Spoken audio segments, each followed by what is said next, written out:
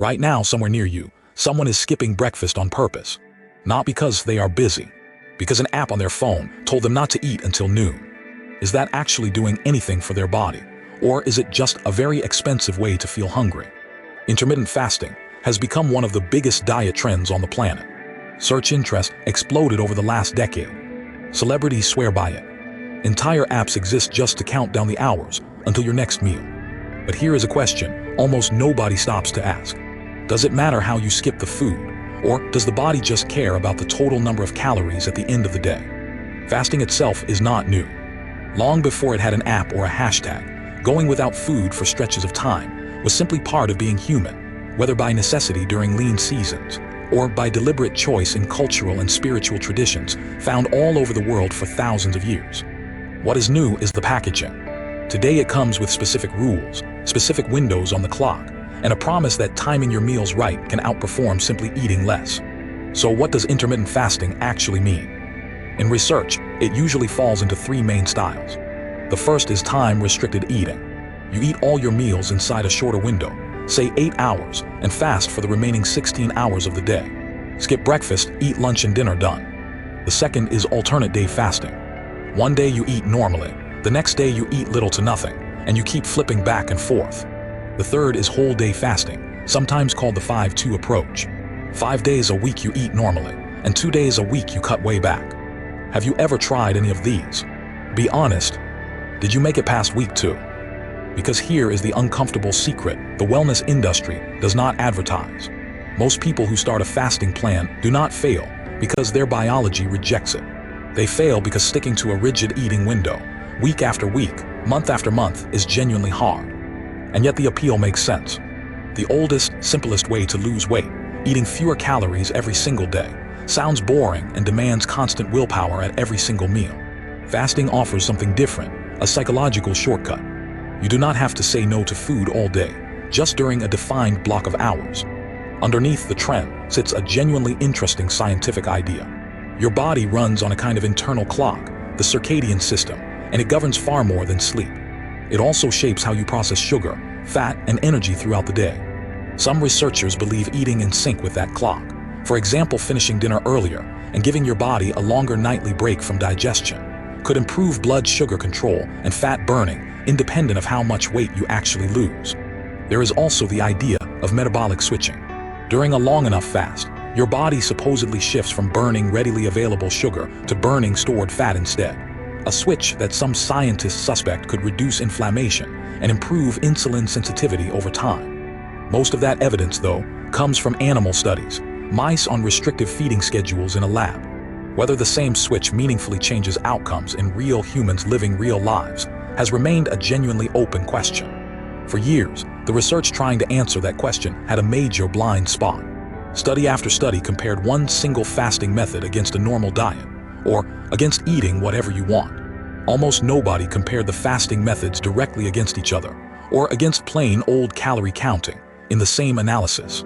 So the honest answer to whether time-restricted eating beats alternate day fasting, or whether either one beats simply eating less every day, has been surprisingly murky. Different small studies, different results, no clean picture. Meanwhile, an entirely different weight loss story has been dominating headlines. Drugs like semaglutide, the GLP-1 medications, have shown they can produce dramatic results, somewhere between 10 and 15% of a person's body weight, roughly 8 to 12 kilograms for someone weighing 80 kilograms. Which raises an obvious question for anyone who is not using medication.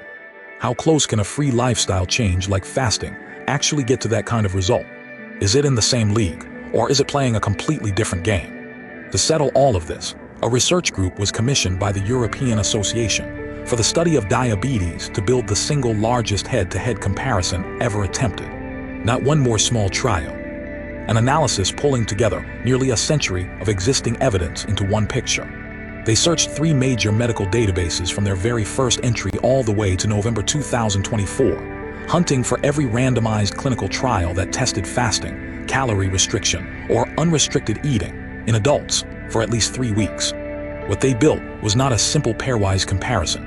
It was a network meta-analysis, a statistical method that lets researchers compare 5 different approaches at once, even when most individual studies only ever tested 2 of them directly. Picture it like a web. If study A compared method 1 against method 2, and study B compared method 2 against method 3, the network method can still estimate, indirectly, how method 1 likely stacks up against method 3, even if nobody ever ran that exact trial. So after all that setup, here is the actual scale of what they gathered. 99 separate randomized clinical trials, 6,582 adults, people with obesity, people with type 2 diabetes, people with fatty liver disease, and healthy volunteers too, ranging across dozens of countries.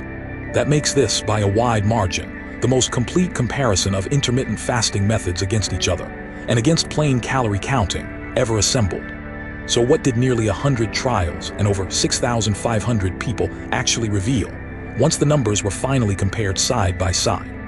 Every single strategy beat doing nothing, eating with no restriction at all.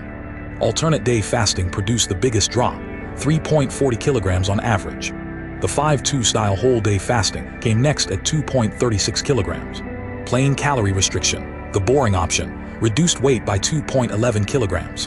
And the popular 16-8 time restricted eating trailed with just 1.72 kilograms.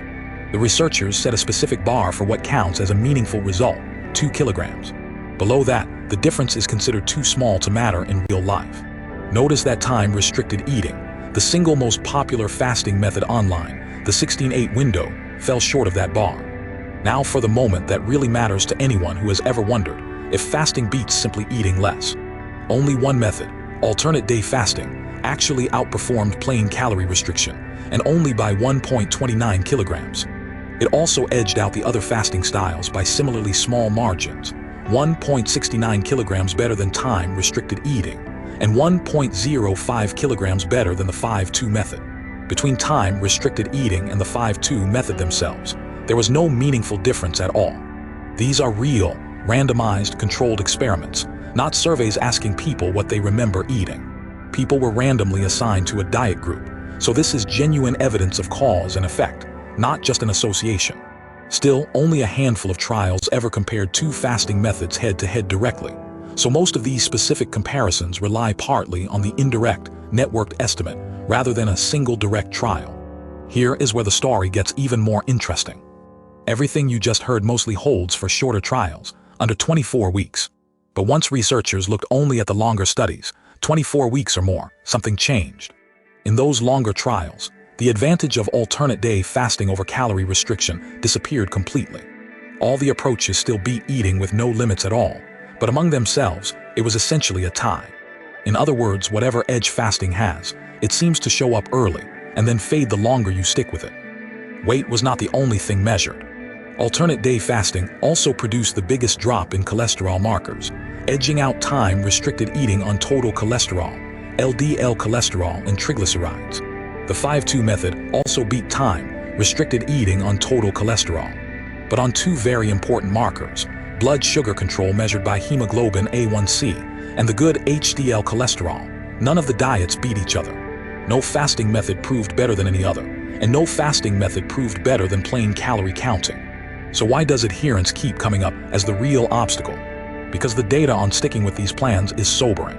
In one year-long trial, compliance with the 5-2 method collapsed from 74% at 6 weeks down to just 22% by week 52.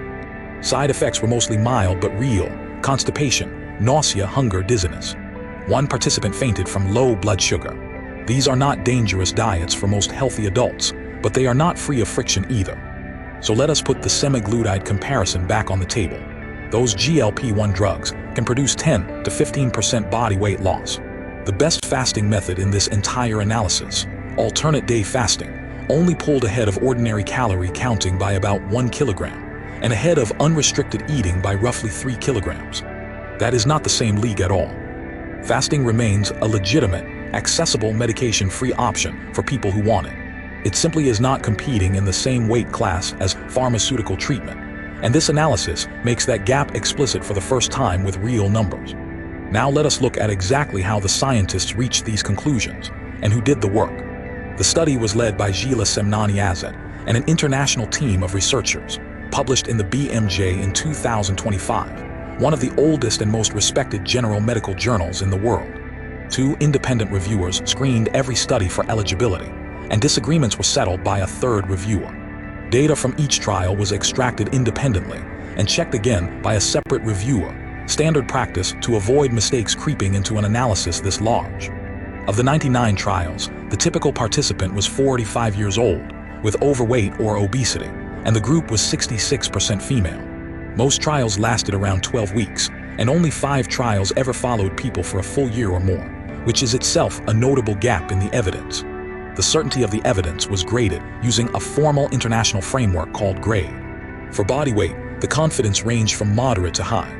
For some of the other health markers, certainty was lower, sometimes only low to moderate, mainly because of inconsistency between studies and because many individual trials were relatively small. The researchers were upfront about the limitations too. Only 3 trials ever compared fasting methods directly against each other. Most comparisons relied on the indirect network estimate. And with so few trials running a full year or longer, nobody can yet say with confidence what happens to these numbers after several years of real-life fasting. So here is the honest, complete takeaway. Every legitimate weight loss strategy tested here works better than eating with no limits at all. Alternate day fasting edges out the rest by a small but real margin, at least in the first several months. But the timing gimmick that so much of the wellness industry sells as revolutionary does not meaningfully outperform the boring, old-fashioned habit of simply eating less, day after day. If a 16-hour eating window genuinely makes it easier for you, personally, to eat less without white-knuckling your way through every single meal, that is a perfectly good reason to use it. Just do not expect the clock itself to be doing any magic that a smaller plate could not do just as well. This video was based directly on the peer-reviewed study, Intermittent Fasting Strategies, and their effects on body weight and other cardiometabolic risk factors, published by Gila Semnani-Azad and colleagues in the BMJ in 2025, openly accessible for anyone who wants to read the full analysis themselves.